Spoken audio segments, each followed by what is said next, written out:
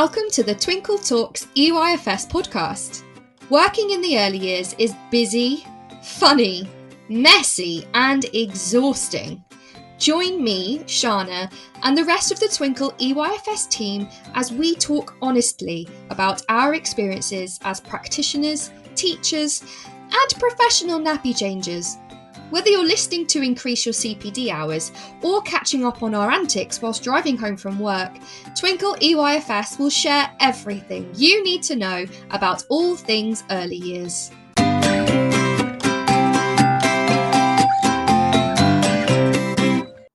Hello, wonderful listeners. It's Shána here from Twinkl Talks EYFS, here to give you another brilliant episode. Now, I'm so excited about what we're going to talk about today because we have the wonderful Harriet Thomas, and if you don't know her, you'll definitely know her company. It's Boogie Mites, and we're here to talk about the magic of music. And she is just pure magic. Honestly, I can't wait for you to hear her. But before we get there, it's time for another segment of Only in the EYFS. What strange things have your children been saying this week? This week is only in the EYFS. We've had reports of strange compliments coming from Sue Scarborough's classroom when a child said to her, "You are so clever to get your big bottom on that little chair. Thank you so much." In Rachel's party class, when she was putting up the class visual timetable, she dropped an image on the floor with a picture of a chalice. One little girl lifted up and said, "Here you go, Miss Brolly. You dropped the picture for cocktail time."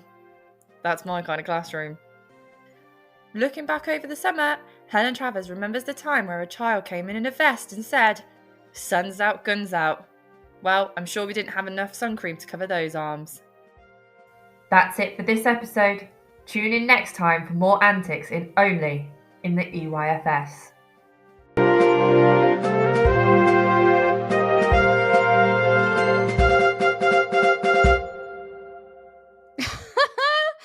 Oh dear. Yeah, kids don't really have a filter, do they? However, cocktail time, instead of, I think it was supposed to be mass, a picture of a chalice.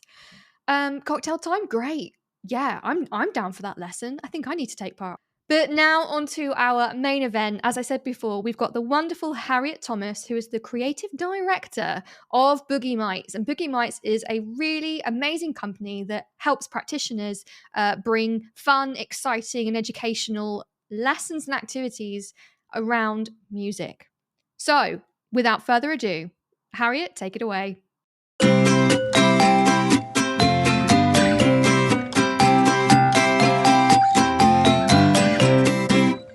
Hi Harriet, it's so great to have you on the show. Now, listeners, before we even get started, we have been gabbing for about 20 minutes because we just have the same energy and the same interest, and we've just had a lot of fun. So I'm really looking forward to this episode and to introducing you to Harriet today. She is amazing. You are the creative director of Boogie Mites, which is so exciting. But let me stop talking. Please tell us about you. Well, I am the creative director of Boogie Mites, which sounds very fancy. It does. But basically, I'm a songwriter, I'm a musician, and the reason why I'm called the creative director is because I write all the songs. But actually, like any small business, everyone does a bit of everything, so kind of turn my hand to anything. But my main my zone of genius is writing the songs. Yes. Are you a singer as well? I am a singer. So I've been a singer for a long time. I've been writing songs for a long time. So I was in a jazz band for a long time. Used to sing at weddings and corporate events. And I had my own band, a few bands that used to gig in London, and an a cappella band. We used to do a lot of festivals. So yeah, a great life of music, really. Guys, we basically have a celebrity on the show today. Like, this is crazy. Like, we have a singer-songwriter. Oh my God, it's like Ed Sheeran's on the show. It's ridiculous. I wish. No, I love it. I love it that you're here. And thank you so much for taking the time to come and talk to me today. We're going to talk about basically our love and the importance of music in early years, aren't we? Because obviously that's why you started your business and things like that. So before we get into your lovely, incredible business, Boogie Mites, why is music so, it sounds like a silly question, but why is music so important in the early years? No, it's not a silly question at all, because I think anyone who either has young children or works with young children knows that children love music. And it's not just children who love music. Everybody loves music. I mean, I would defy you to think, I mean, do you know anyone who doesn't like music? No, because anyone there's so many different genres as well, isn't there? There's not really an excuse to not like it. Exactly. So we are, as human beings, we are musical. We love music. It's a human thing. It's something we do. It's something we love. So when you're working with children or you've got children, you always want to do something they love. So that's a great reason to do music, because it makes children happy. But recently, kind of in the last 20 years, there's also been lots of research around the neuroscience of music. So basically, if you think about like a song that everybody knows, like Twinkle, Twinkle, Little Star, that you've probably sung a million times Yep. with your children or in a nursery, and you're doing all the hands, and you know how it goes, you know what you do. So when children, if you think about what children are doing when you're singing that simple song, first of all, they're watching your hands, and your hands will be pulsing in time to the music. So they're using their eyes to get a visual idea of the pulse, the tempo of the music. So they're using their eyes, and then they're hearing you sing. So they're listening to your pitch, they're listening to what happens to the melody, they're listening to rhymes, they're listening to the words. There's so much that is going on.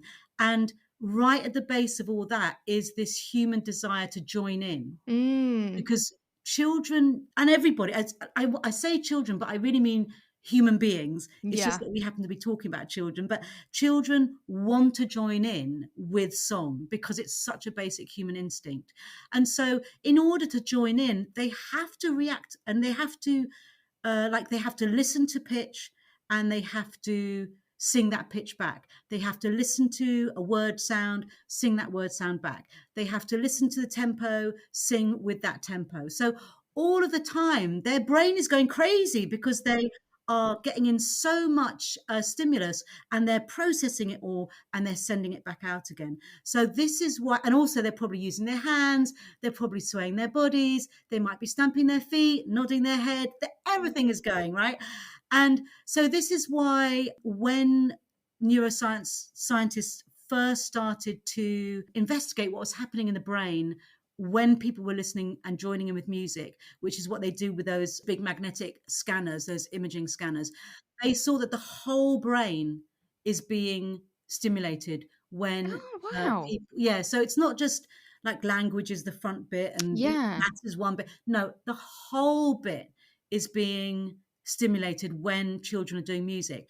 And as everybody knows, in those early years, that's when your brain is doing all of its, most of its growth happens in those, It 0 to does. 4. So the brain is plastic, and the more stimulus you give it, the more it grows and develops. So when you're giving it this stimulus with the music, you are giving it you're giving the brain a massive cognitive boost. So you've got all those cognitive benefits. It's great for language, it's great for maths, kids love doing it. And last but not least, it's a fantastic way to express emotions, and it makes us Mm. happy, which is probably why I started, when we had a piano at home. I was very, very lucky. We had a piano at home, and I started, plinking, plonking on the piano, not lessons, just sort of playing on it. But I got such a lot of pleasure from it. I just used to make up these little tunes, and it's almost like I could express myself through the piano, and I was making pretty sounds, and it was just like I was hooked. Oh. So yeah, so that it's just an all-round amazing, feel good, great for self-expression, builds your brain, great for your body because you move around. So I mean, there's nothing bad about music. It's just 100% brilliant. And yes, for the adults involved as well, Yeah. I can tell you that in the days when I was doing a lot of Boogie Mites classes, so I'd go into nurseries and run, do classes in nurseries. And sometimes I wouldn't feel like it, to be totally honest. Mm. Arrive at the nursery. I used to live in London. Driving was horrendous. And you'd arrive and you'd be like, oh no, I've got to do, an hour and a half of music. As soon as I sat down, got going, started singing with the kids, And they started doing, every kid reacts in a different way. So it's totally like, oh, wow, she's doing that. He's doing that. Oh, look what they're doing. I hadn't expected that. So it's like, wow. And this amazing energy happens because that's another bit of research about how we bond with music. So this amazing group energy happens. And so I have gone into nurseries like a bit of a sourpuss and walked out with a massive smile on my face. And that's got to be a win, right? Oh, 100%. And even just hearing you like talk about it, I'm feeding off of that energy. Like you say, it's such a social thing, I It think, is. music as well. And like you say, it's not just for kids, it's for adults. I mean, there's a reason, like, when we're doing the cleaning or the washing up at home, we stick some music on, or people like to go out to parties and clubbing and at Christmas, every big event that I can think of has music involved, has song, Exactly. has something like that. So it's not something that, it's just important when when they're children because it develops this and that. It's actually a lifelong love, but also a lifelong skill, I think. And Yes. just in terms of like the development matters, I'm really struggling to find a single area that it's not going to hit. So, like you say, for PSED, it's a social interaction, isn't it? It's Yeah. about, communicating with other people, socializing, clearly communication and language, Yeah. about all of the rhythm and the rhyme and the words, the vocabulary. But a part of my job as well is I go into schools and teach schools how to use the Twinkl phonics scheme. Yeah. And obviously music is a massive pre-phonic skill, isn't it? It's Yes. level 1. Absolutely. And in fact, something we do a lot at Boogie Mites is working with children in reception and even in year 1 who haven't got that pre-phonics there yet. So they can't move on. No. And it can be such a difficult situation, for the whole class, for teachers, and also for those children, because, to maybe be singled out and, it can be very fraught and stressful. Whereas you can bring music to it and make it really fun. And again, each child can, through the music, can find their own pathway, because it's all about the listening, that's why it's so great for pre-phonics. It's all about the listening and developing the sort of, sound discrimination and so forth. But, you'll find, and the rhythm, as you say, and the rhyme, but you'll find some children are like fantastic with drums. Some children feel it in their feet and they need to dance. They want to dance. Some children will want to sing, but there's a place for every child within the music making. And while they're making that music, that's how they're developing those pre-phonic skills that's going to enable them to shoot up to the next level. So it's so important. I'm so glad you said that, because every time I go into a school, I do this like little thing. I'm like, right, guys, I'm going to get on my pedestal here. Level 1 phonics, pre-phonics is the most important level of the entire. And now you've just backed me up. So whoever's like come to my phonics seminars and now listening to the podcast, see, I told you guys, I've got a professional who's saying exactly the same thing. I told you I knew what I was talking about. This is great. It's such a magical thing as well, because I feel when you were talking about expression, I think that's what makes music and the art so magical, because like you say, every child responds to it, reacts to it differently, takes something away from it differently. And what really hit me when you said it's a great way to express yourself. As a teenager and still as an adult now, if I need to like work through something, I'll stick on music that kind of not emphasizes but mirrors my emotion, right? So if I'm feeling really frustrated, I'll put like some like heavy metal on, like, yeah, I just, or if I'm feeling like sad and I need to like, because it's okay to honor your feelings and negative feelings in a healthy way. Yeah. If I feel sad and it's like, what, I just need to cry this out, I just need to be with my feelings, Aww. I'll go put on a sad song and I'll cry my eyes out. Yeah. Or if I'm excited about something and I want to party because I'm talking to Harriet and we've had a great time already, I'm going to go and stick on Pharrell's Happy and dance. And oh, I love that song. Isn't it great? Yeah, I love it. I always stick that on. That's on I've got like a feel good playlist that I have, So and do I. But I mean, another thing that just following on from that is to never underestimate how children understand music. Because I remember we used to do this exercise, and a game, let me call it a game, because it, exercise sounds a bit kind of formal and I'm not really into formal. So let me call it a game. But we did it with pretty young children. They used to be about, I would say they were two, maybe two rising three. And I had a selection of music. So I had Mahler's Fifth Symphony. I had, which is like really sad. I had, if I can pronounce this correctly, Zath Sprach Zarathustra, which you'll know is you'll know it when you hear it. Are you sure? Yeah, no, you would. Everyone knows it. You would. The amount of listeners that are literally like Googling this No. now. I Like, think what is it was this? I think it's the music that was used for that film Apollo 13. Yeah, it's really famous. It's been used on loads of films. You Got would it. know it. Got it. And then I had some music from Rio de Janeiro carnival music.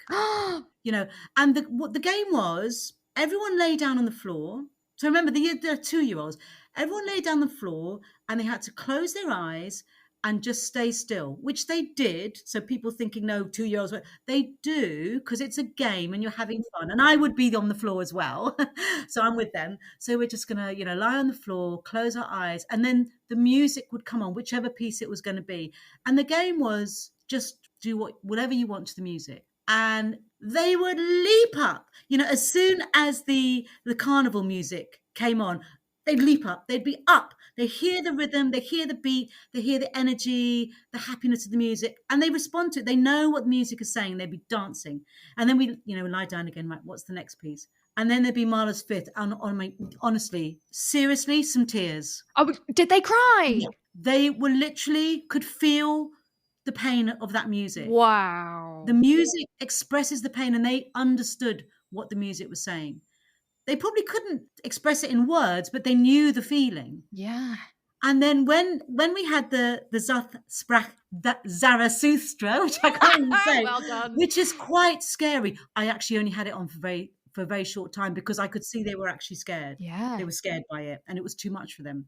But it was a really useful lesson for me not to underestimate the sophistication of children's emotions. So they may not be able to say it. I mean, I can't often say how I feel. So that's not just a child thing. That's, be, again, it's a human thing. It's can be all ages. It's difficult to kind of express our emotions. But with music, you can get it out at least, and you can express it, though not in words. So it's there's so much you can do with music. Yeah, I love that, because I was thinking about, while you were talking, I think I saw it on like QI or something, the power that music has on your emotions. So for example, I think they were talking about Jaws. Oh.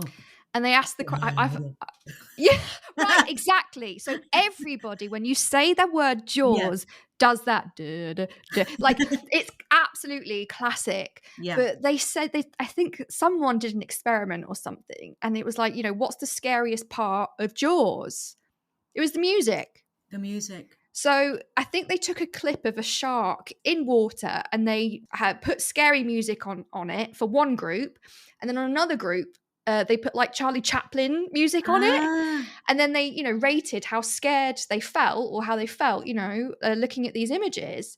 And it was astounding. It was the music that actually scared them rather than what they saw.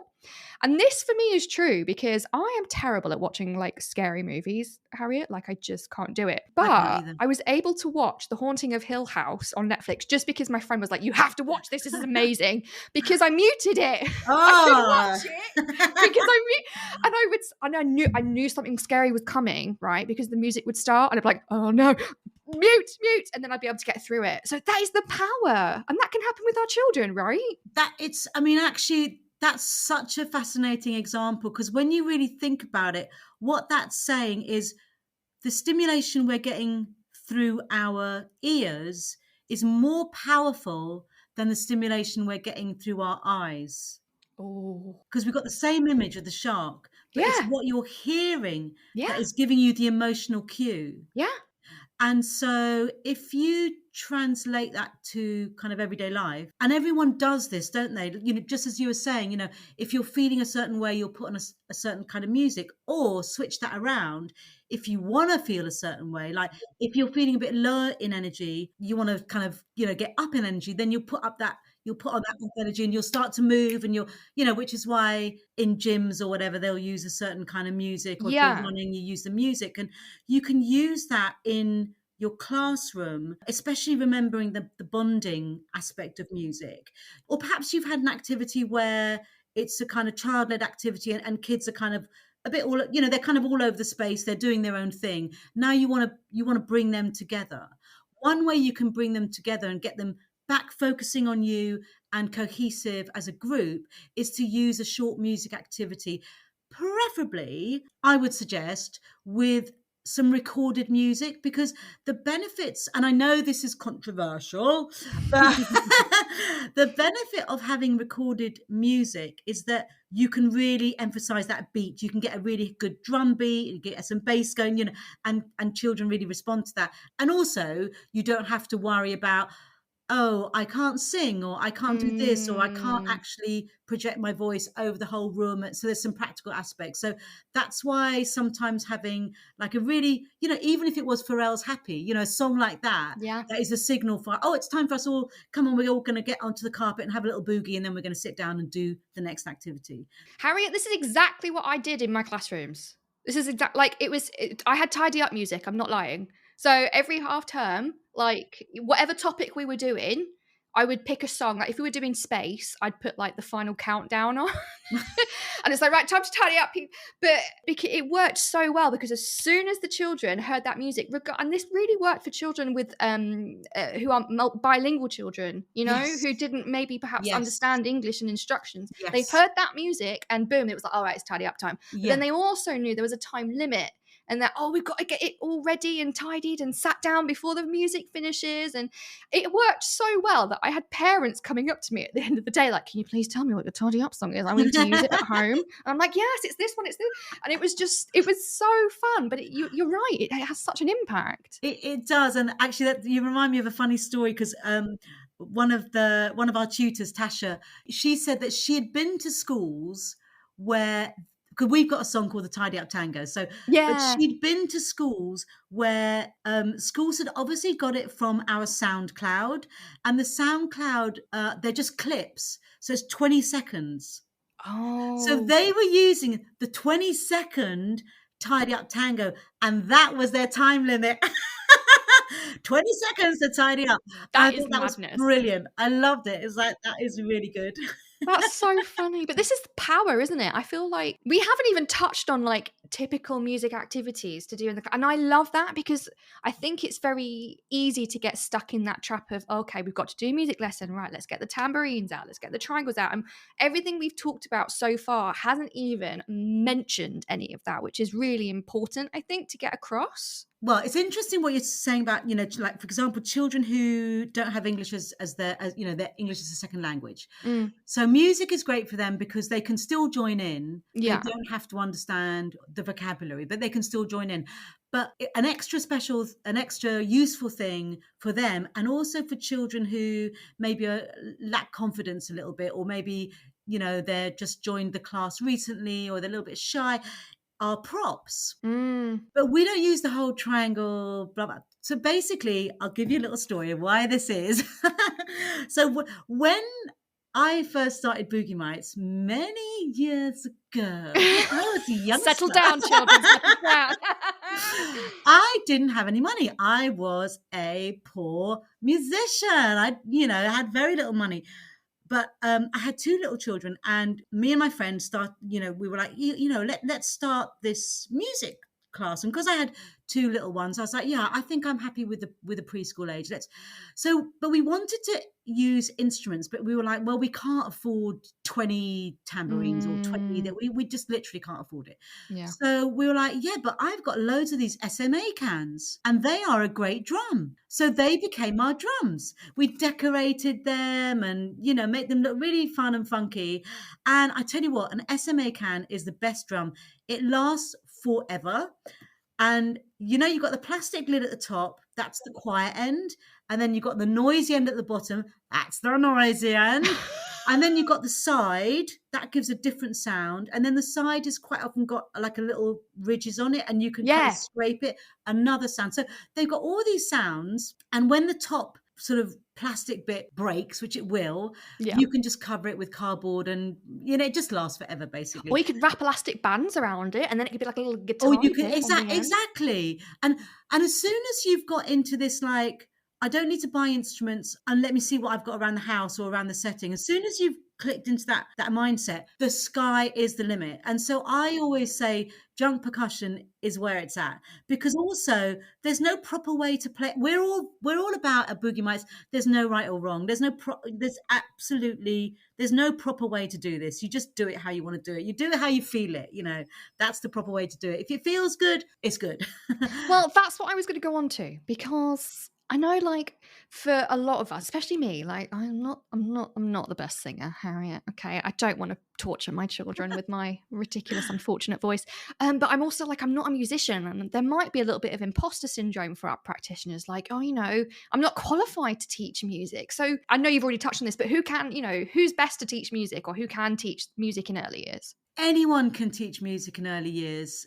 The best person is the person that knows the children, and the best person is the person who just launches into it with an inquiring mind and an open spirit and a spirit of fun, because you know what it's like. If whatever you're doing with children, if you're doing it like, hey, yeah, we're going to do this, and they're like, oh, okay, yeah, what are we going to do? This sounds fun. They're interested. Whereas if you're like, they sense sense that maybe this is not going to be so fun if so basically, so long as you have a sense of fun, which you probably need to have, to be in early years anyway, be fair, then I think you're well qualified. And if you know your children, you're well qualified. But I think what really I think where practitioners are at a disadvantage or may struggle is they do not have time to research songs. And listen, nursery rhymes are fantastic. So don't, imply at all that it's not good to use nursery rhymes, because nursery rhymes are absolutely brilliant. I love them.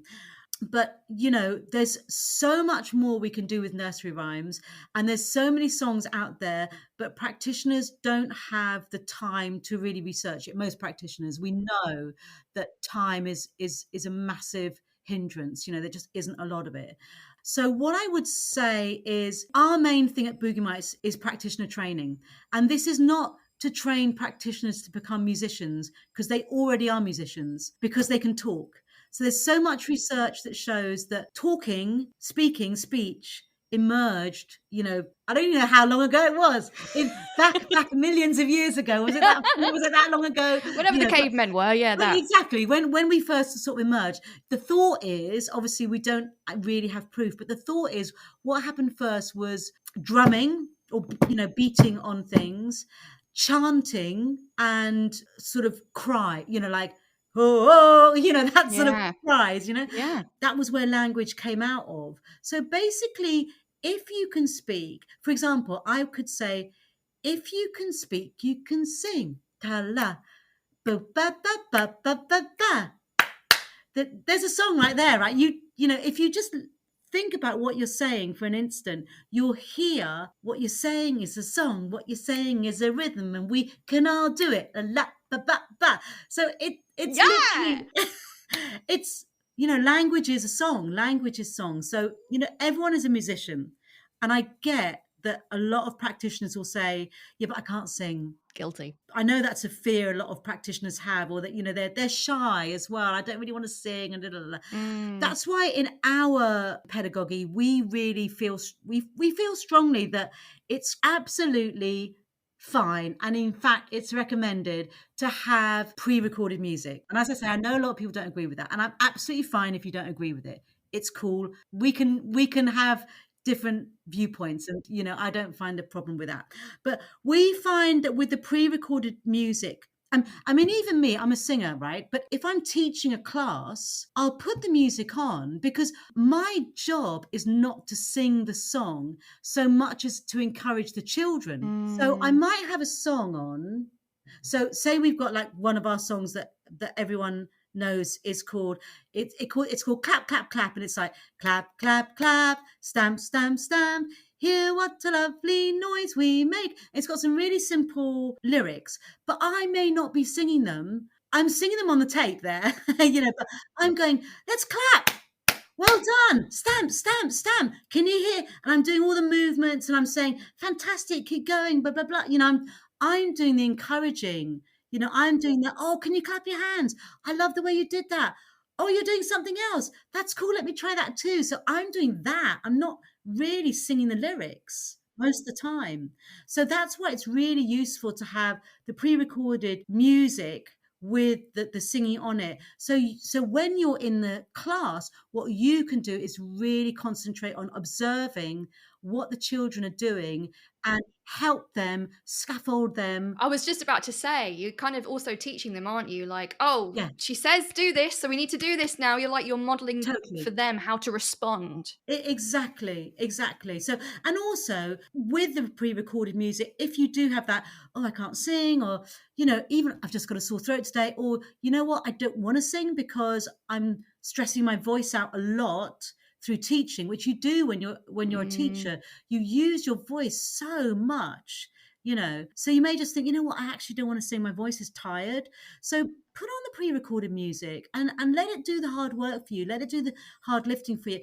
You don't have to know every single lyric. I literally forget songs I've written. I mean, we wrote some songs, or I wrote the songs for Bright Horizons, and it was for like a sort of training we were doing for them.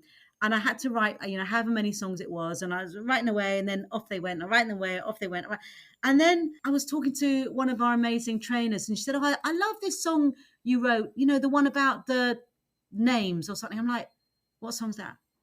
Like, do you know what? I do. If you play it, I'll remember it. Yes. So I forget the songs. I really want practitioners to not be worried. They don't have to be musicians. They don't have to be able to sing and dance like Beyonce. They don't have to remember all the lyrics. Just use the pre-recorded music. Have some simple props like, the SMA drums or a cobble box, or, shakers that you've made out of plastic bottles, all that stuff. When you teach everyone about recycling and doing the craft, the only thing that is useful that we do teach that is really, really useful are some basic games so that you can have some control. Because when you've got 25 kids and they've all got a drum, you might think this is going to be a complete and utter nightmare, right? It's going to be chaos and I just can't do it. Get the paracetamol, But we have a really simple game. It's literally the start-stop game. I'll teach it to your practitioners right now. You just bang on the drum like this. I'm going to do it on my table. And then you go, stop. And then you bang, you stop. And then you bang again, you stop. And then you start your games like, let's bang in rhythm, and then you start. But basically, when you give out the drum, I feel a cruelty not to let children do their thing. It's too tempting. It's too tempting. It's unfair. So let them do their thing, work with it, as they say, work with it, let them do their thing, but then do your start-stop. And they will, the children will so quickly, they'll learn that. And everyone's joining in, and it's very, very rare. I've done it, but it's very, very rare that I've actually taken a drum away from somebody. But I have done it because I'm only human. Yeah, right. And, fifth time of telling, all right, come on now. Exactly. We all have limits, yeah. But, there's simple games, there's simple kind of games you can do just so that you've got that control. Yeah. And then you're away, really. I love it. And I just love your passion and your knowledge about all different aspects of music. And you said that you were a songwriter and a singer yourself, and you were in a ridiculous amount of bands, which is just the coolest. So how did Boogie Mites come about then? So basically, to go back to my story as a starving artist. So I was a musician, I was a singer, and my children's dad was a bass player. So we had a band together. We had our jazz band, and then we had our children. And I actually was approached by another mutual friend who was a dancer. And she said, "Oh, I'm doing these summer sessions over the holidays. Can you come and do a music session in a primary school?" And I was like, yeah, fine. No idea what I was going to, no idea, never done teaching, absolutely no idea. But I was like, yeah, she's paying me, I'll do it. Yeah. So went along and did did this kind of music session. It was really, really fun. And then I was like, oh, well, okay, so this is a thing. This is a thing that you can do. And at that time, there weren't a lot of kids classes. It wasn't like now where you can do virtually every single skill. Back then there weren't a lot of kids classes. So I was like, well, and as I said before, I had I think it was 4 and 2, my children were something like, or 3 and 2, something like that. They were little. So I used to volunteer in their play group. So I was kind of getting kind of used to sort of being around groups of toddlers and, the kind of things they like. And so I was like, getting quite sort of familiar with that. So I was like, no, I think I can run classes, just little workshops for this group. Let me try, because it might be a lot of fun, and let's just see what happens. So that's basically how it started. I had one class in Balham Library Hall, and because my kids my eldest one, I'm guessing she was in nursery, so it was after school, and all her little friends would come. So it was a complete party, because basically all the parents would come, all the mums were there. We'd have, tea and cake, and it was just like an event, Yeah. And I would sort of frantically be writing these workshop plans, and then I started writing songs, because to begin with, I was using children's song repertoire. But then I started seeing what children were doing and what they liked to do. They like clapping. They like that clap, clap, clap song that I sang earlier. That was the first Boogie Mites song I ever wrote. And that was when I was even first beginning to understand, because I produce all the music myself. So I was really new at producing music as well. But that's still one of our most popular songs. It makes me laugh. But I was observing the children. I was like, well, they love clapping, and they love stomping around, and they love stretching up. And so I basically just watched what they did, and I just put that in the song. And then I was like, oh, well, they love dinosaurs. Let me write a song about dinosaurs. And oh, they love shaking a shaker. Let me write a song about and that's how it happened, just by observing the children and writing the songs for them, and then trying it out and seeing what worked. And some songs didn't work, and they kind of got chucked on the heap, and other songs worked, and they kind of have become our evergreens that everyone loves, so yeah. I adore that. Just from having children myself, I was kind of like, well, I know children love storybooks, and I know children love to hold things. And, so I was like, I used to take books, and used to take toys, and, I'd get toys from the secondhand shop. And, so it was all very much based around the children, just from, I say, observing them. What do they like? What's fun for them? What's going to engage them? And I think one thing I really learned was I had to constantly change throughout the 45 minutes, because it was a 45-minute session. So it's quite a long session. Every song had to have a different aspect. So there was an action song. There was a theme song that maybe I'd introduced with a book. There was a shaking song. There was a drumming song. So every song kind of changed the energy a bit. There was standing up, sitting down. But so long as we changed the energy a bit with each song, the children remained engaged, and that was a real key to it. That is the story of early years, isn't it? It doesn't Yes. just change it up. The attention span, good luck, do it, and then move on to something like it totally makes sense. Well, a song's perfect, because a 3-minute song, or even a 2.5-minute song, our sort of structure, you kind of introduce the song. So you're kind of like, oh, let's clap our hands, let's stamp our feet, let's count to 4, whatever it is appropriate to the song. So that takes a minute or so, maybe more, depending on the song. And then you have the song itself. So the whole thing might take 5 to 7 minutes, which I think is a good time. I think, yeah. For early years. And then you move on to the next activity, which is music, but it's a different kind of activity around the music. So, well, I was going to say, what kind of activities do Boogie Mites provide, and what kind of are the reasons behind the activities? What kind of things do you see coming out from them? Well, we've kind of got, for the business itself, we've kind of got 2 strands. So we do our practitioner training, and then we've got licensees, and they run their own Boogie Mites business. So they're like what I started as. They run their own classes, but basically our idea is that they'll all be doing the same thing. So everything is based around music, and everything uses recycled instruments. I mean, those are the keys to us, you've got to have your drums, you've got to have your shakers, and you've got to have your rhythm sticks, which are really important. So when I say rhythm sticks, I just mean we make our own. So we get dowel from B&Q or whatever. Usually, if you've got a good DIY place, they'll cut it down to a nice size. So kind of like, I don't know, 6 inches maybe, something like that. And then you can judge what is kind of going to be the right width for the children you're working with. And then we generally we sort of sand it down, we paint it with child-friendly paint, so they look really pretty. And then you can do lots of games like matching games. I mean, you can go crazy with them, but they're really, really good, because the thing about the tapping sticks, which always makes me laugh, is that when we're doing training, or sometimes if we're doing a conference or something, we'll put the tapping sticks under the chair. It's hysterical at a conference, because everyone comes in and they're expecting some really serious talk about self-regulation or something like that, and it's Boogie Mites. And they'll see under the chair, and honestly, it makes me laugh every single time, because they cannot resist it. No. Because they're human beings, and they're like, oh, what are these sticks? Oh, let me just see. And then you'll see them, and they're like talking to actually, it's a great icebreaker. They're talking to the person next, and they're like, oh, tapping it, and they're just exploring it. Yeah. Like the children will explore it. And that's what's so great. And that's what I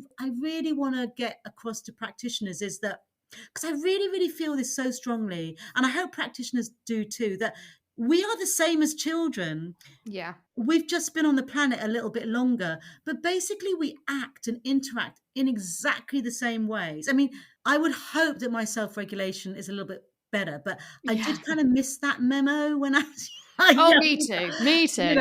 So I have been known to strop off, I have been known to just have a little bit of a meltdown, even now. So I know my self-regulation could be improved, and that's absolutely the truth.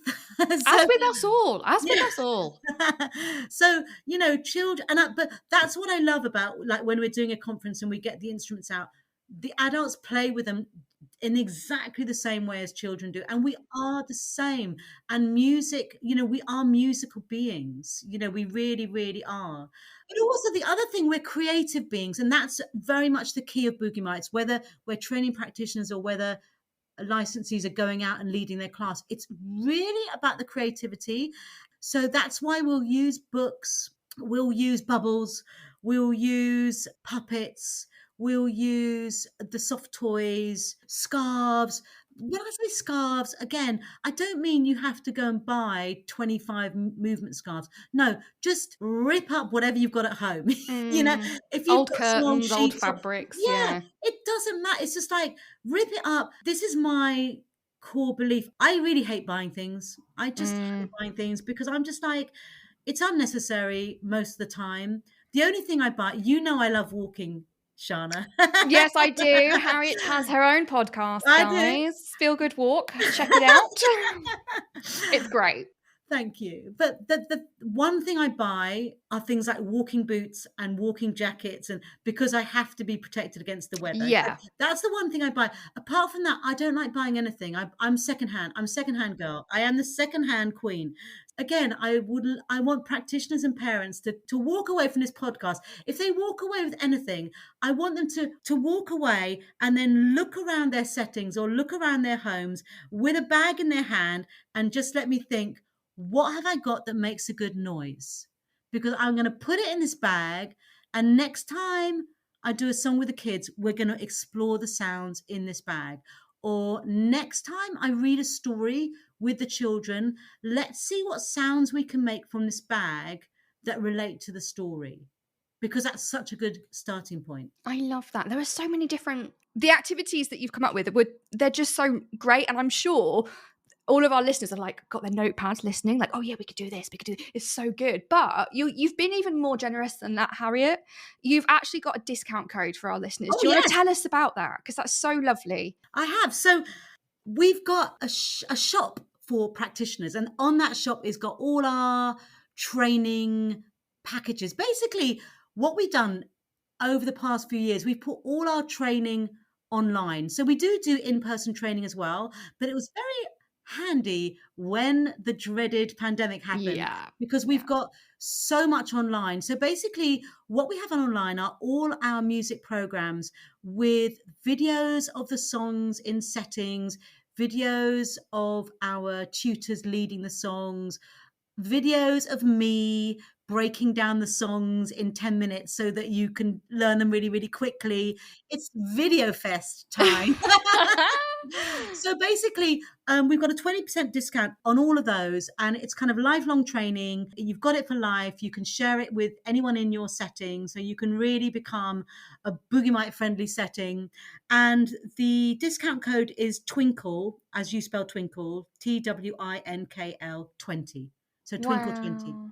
Twinkl 20. I know, it's got a ring to it, hasn't it? Got a bit of alliteration there. You're just teaching us without even knowing that you're teaching us, Harry. You're just full of these nuggets.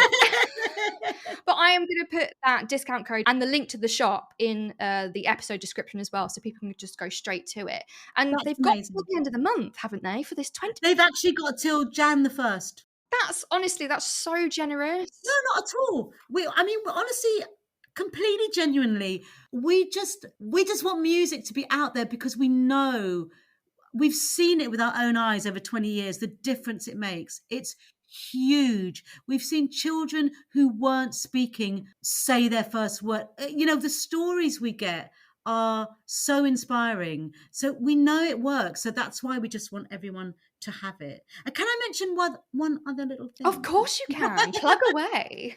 So the other little thing is, this is more parent facing, but we're developing an app, again, the same reason, because we want parents to be able to be using music at home to support their child, but also to be having all the fun and games with music, So we had an amazing collaboration with Michael Rosen. So we've put, I know. What? I know. We're going on the bear hunt. We're going to catch a big one. So gorgeous. And so basically what we've done, we've put 10 of his poems to music. So basically, and we've got videos of them. So we've got our lovely teacher, Sharon, doing the dances and doing the songs on video.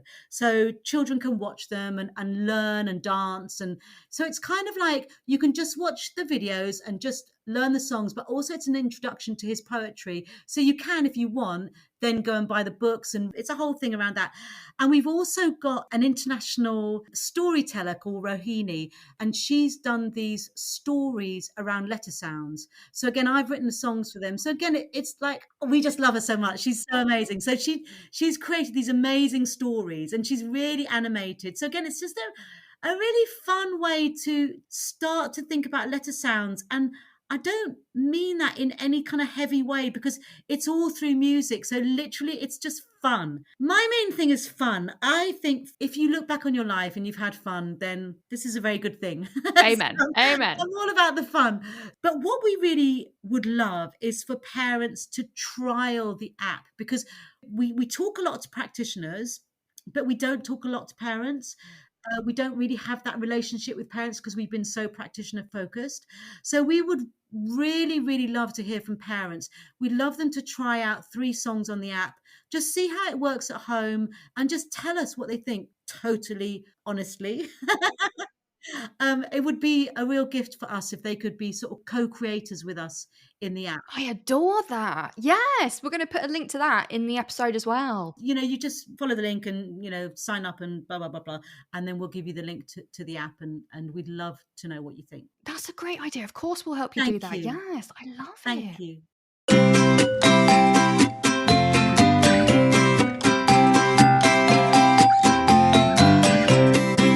Now that, we've helped you, Harriet, it's time for you, okay, as if you haven't done enough already today. It's time for you to answer some questions from our listeners. I'm Are you ready. ready? Oh, you're so ready. Okay, good. So the first one is from Abo Catherine. What would you include in a weekly 20-minute dance and music session for 3 and 4-year-olds? Don't want to put you on the spot there, Harriet, but lesson plan, go. That's a really, really good question. And 3 and 4-year-olds are such a good age group because they have now started to talk and be able to express themselves verbally as well. So I love that age group. Now, what I would say, if it's 20 minutes and it's every week, I would say it's very useful to actually create a structure, because the children will really respond to having a structure that repeats every week. They'll get used to the structure, and that will really help you then bring some variety in. So what I would say is you want something simple to indicate that it's the beginning of music time. So like a very simple, look, I'm making something up right on the spot now, like, it's music time, let's sit down, it's music time.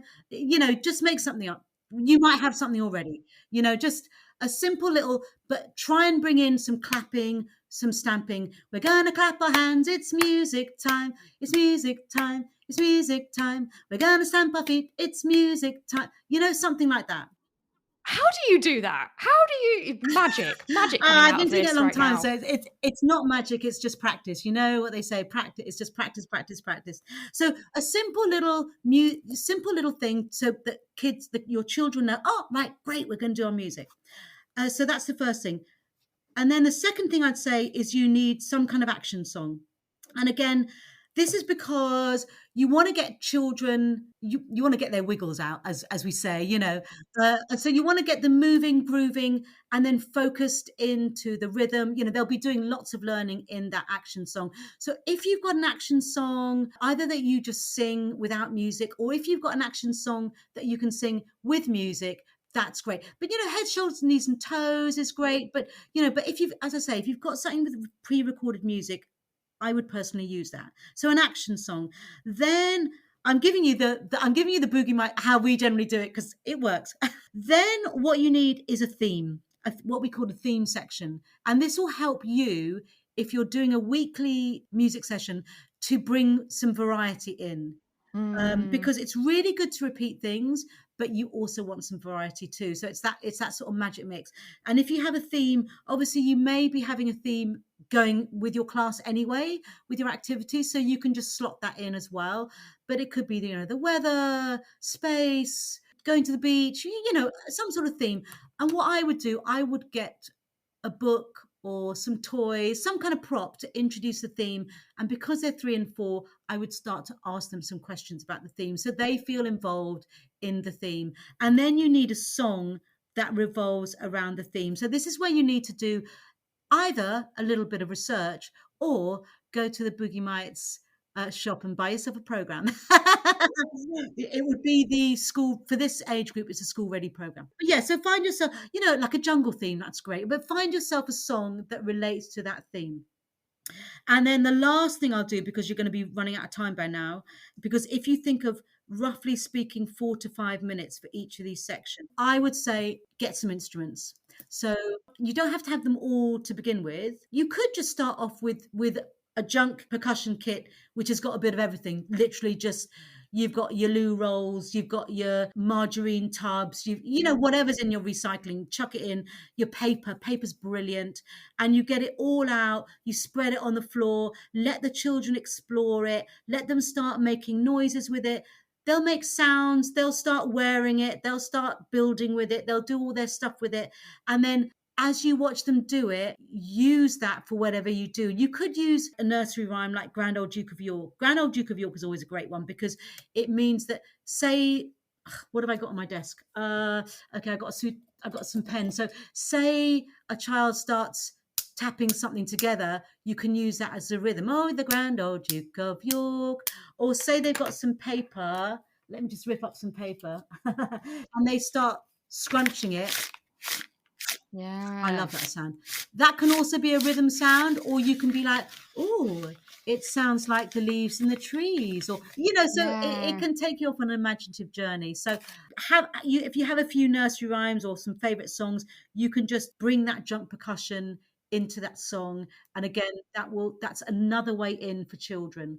And then I would say you're pretty much done. You might want to then put that all away, so if you can fit in your tidy up song, you've probably got a tidy up song, so just put on your tidy up song then, or sing your tidy up song, put all that junk percussion away. Bob's your uncle, you're done.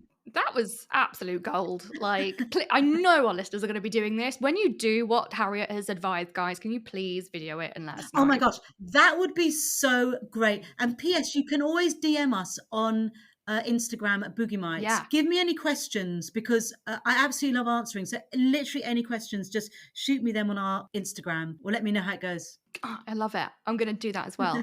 Question number 2 from Claire. What's an easy dance or music-based activity to use as a 5-minute filler? Because there are quite a few transitions in earliers, aren't there? 5-minute filler. Yeah. Ooh, Or you've 5-minute accidentally, like, filler. you know, got too ready for the end of the day too early. Yeah. 5-minute filler. I would say you need to prepare a few things. So I would think about preparing a junk percussion, as I said before, a junk percussion bag, because you can just have that with you. You can have everyone sitting down. You can either put the junk percussion in the middle and have everyone explore and then lead on to a little song and then tidy it all up. That would take 5 minutes.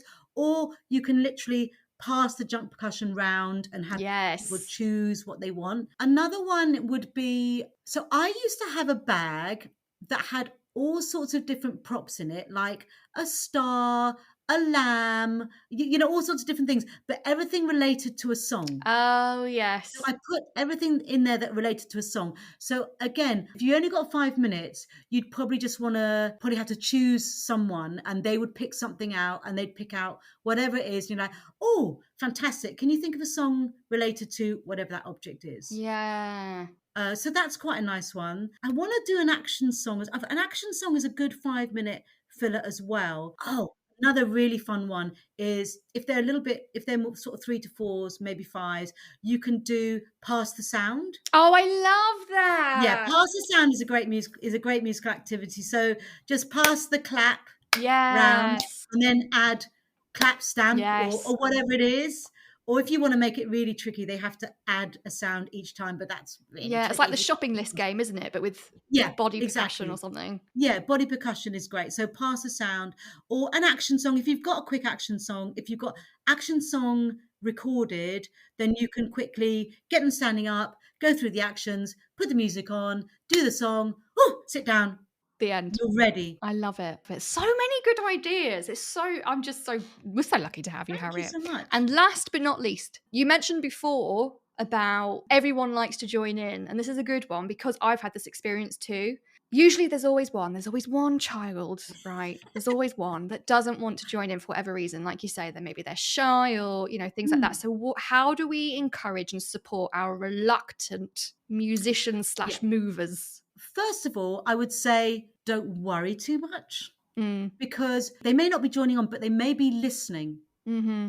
So we hear quite often when we're doing sessions with parents, there's some child is like, and you're thinking as the person leading the session, that they're not really enjoying it, they're not joining in. And then next week, the parent is like, oh, we went home, she got her teddies out and did the whole class. So you don't know, actually.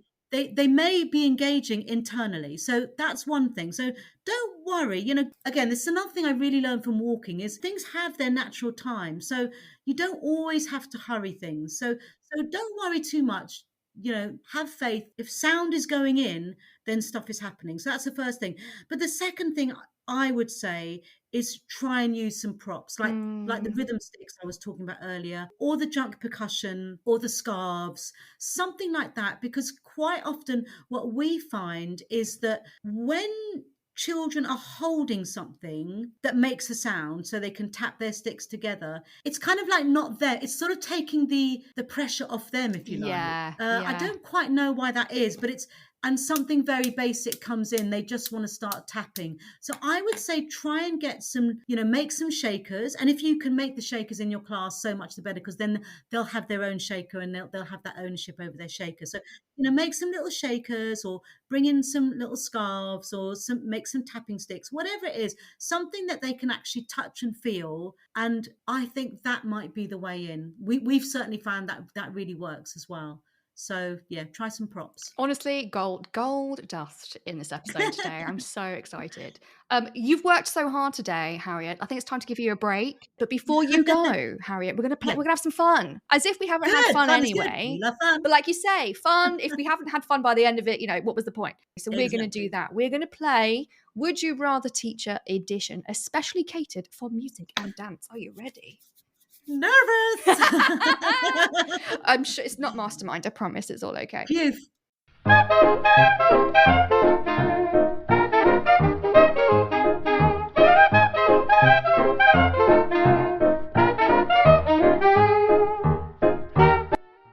question is always the same. Would you rather tea or coffee? No brainer, coffee. Oh, that was so confident. Why? Oh, I love my coffee. Strong coffee made in one of those, what are they called? Espresso machines. I got one on my stove. First thing in the morning, top up with half and half with milk. Oh, Done. can't live without it. Like, do you have any syrups or things with it, or you No, just like black? no. I don't do the whole syrup thing. No. Oh, so you have it like strong coffee ready. Strong coffee with a lot of hot milk. I love it. I love it. That was nice and easy. Stay with me. We've got 2 more questions. She's going to go and get coffee after this. I know it's Definitely. going to happen. Now, question number 2 has to be my favorite question ever that I've ever done with pretty much anybody, because as you can probably hear, me and Harriet are just one soul, guys. We're just one soul. And we've had so many great conversations even before we started recording, right? But one of them is, as you all guys know, as our listeners, I am a massive Strictly fan. But guess what? So is Harriet. Yeah! Oh, yes. I think we're both diehard fans together. So this question is just for us. If you were ever to go on Strictly Come Dancing, and it's on my vision board, so it is going to happen. It's on my vision board as well. Yes! Oh my God, we could be on the same series. Now that would be good. They should do an early years version of Shut the front Strictly. door. Oh my, okay. If anyone like BBC producers are listening, Can someone do that? Can someone please do an early years like teaching series? Yes. Oh my God. We could have just made this, Harriet. Sorry, I'm getting distracted. Sorry. This is why I love it so much. Who would be your professional dancer and why? I know. Choices. You know, you got to make a decision. Come on. I know they're all amazing, but I see it's Giovanni or Johannes. Oh. And that's my struggle. Listeners, she's literally got her head in her hands. Like, well, do you know what? Can I make this easier for you? Yes. I want Johannes, so you can't have him. Oh, okay. So I'll have Giovanni when we're in the same series. That suits well with me. I think Johannes is an absolute god on the dance floor. The thing about both Giovanni and Johannes is, I mean, obviously they're amazing dancers and the rest of it, but you get the sense they're such lovely people. Yes. And I'm going to need someone to look after me a little bit on the dance floor. Oh. And I would trust either of them to like basically hold me up when I fall over in the high heels. You know, as you know, that is one of my anxieties about Strictly when I'm on Strictly is the high heels. But yeah, but if we can be on the same series and I'll have Giovanni, you have Johannes, and then maybe we'll do a double dance. Oh my God, They've not done that yet. They've not done that yet. Oh my God, we could totally do that. I've got so many ideas in my head now. Okay, but what dance would we do? Because I adore the jive. Oh, I love jive as well. I love jive. Made in heaven. I used to sing all the 1940s music, all the Andrews Sisters, and jive me up, yeah. You could like join Dave Arch and the band and sing it as well as. Yeah, I have been on a gig with Tommy. Shut up. Yeah, we did a gig together. Shut the front door. We were in a band together. What? Yeah, we did. We were at the Albert Hall and we were like the backing band. He was actually playing the piano. That's how talented he is. In that band, he wasn't even singing. He was playing the piano. I was a backing singer. And one of the acts that we backed was Van Morrison. It was probably the coolest gig of my life. Why did you wait till now get on the phone to Tommy and say, you have connections in BBC Strictly, get us on the show. I actually should. Oh my God, that's and mad. Tommy, by the way, is such a beautiful person. I know it sounds strange, but he looks there on the television. He's like absolutely beautiful. What the a claim nicest to guy fame. ever. Oh my God, Harriet, Yeah. I'm so jealous. Okay, sorry, no, right, back to this show. Would you rather teacher edition? Question number 3. Now, this is more personal to you because as we got to know each other, obviously, you've told us quite a few times that you're into walking, and so am I. And Yes. you have just come back from an amazing trip in Morocco. So this is all about walking and your Yes. favourite walks. Okay, so would you rather trek in the Atlas Mountains or the Thames Path? They're very different. They are. I'm pretending I know which one's which, but the word mountains kind of gives me a clue, and path is The quite mountains different. was funny because I do actually have a fear of heights, and so there were a couple of times on that trek when I had to like walk along, and actually it was singing got me through. I'd walk along with a little, Oh, I am fine, it's okay, I'm going just walking along a path, and I just emotional regulation. going along like, you know, that's how I That's got through. hilarious. But which one? Oh, that is so difficult. Right, I have to give an answer. Okay, I would rather trek in the Atlas Mountains because I've done the Thames Path, but there's much more of the Atlas Mountains still to trek. So Atlas Mountains, please. Good answer. Yes, confident finish. Yes.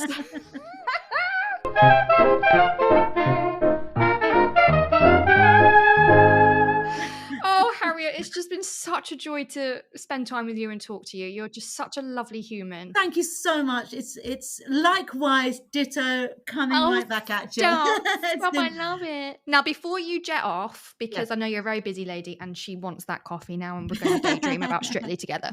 We're going to make a Strictly vision board, yeah? Yeah. Let's great, do great, it. great. Let's do it. Where can our wonderful listeners find you if and when they want to learn more? We're quite good at social media now because of our amazing Tasha. So they can find us on Twitter at Boogie Mites or Instagram at Boogie Mites. So that's always an easy place to find us and an easy place to, you know, quickly send a message on social media. Or you can obviously find us at our website. If you just Google Boogie Mites, we will come up. Either you'll get our YouTube or you'll get our website, but it'll be there. So yeah, we have YouTube. YouTube is nice because you see us in action. So that's quite nice too. Yeah, I love your YouTube. You're on TikTok as well, aren't you? We are on TikTok, and I'd actually forgotten we're on TikTok. This is Tasha, you see. We are on TikTok too. So basically, Tasha is so amazing that if you find us on any social media, just send us a message because we will get it because Tasha is like right on it. And before we finish, we must remind our wonderful listeners about your generous discount code up until the 1st of January, Twinkl20. Twinkl20. Get in there for 20% off of the Boogie Mites programs. Absolutely amazing. Just a quick thing to say, there's quite a few programs there. So if any of your listeners kind of come on to the practitioner shop and they're like, oh, I'm not sure what to buy, ask us on social media. We'll get back to you. It's fine. We'll let you know what's the best one for you. God, you're just so amazing. Thank you for being so helpful and so kind. And just so funny. It's been so lovely. Yeah, it's been really, really lovely. Really, really lovely. When can we do the next one? I was going to say, like, I'll text you. And we'll get together soon. Oh, thank you so much, Harriet. Have a wonderful, wonderful day. Thank you, Shána. You too. Have a lovely day. See you soon.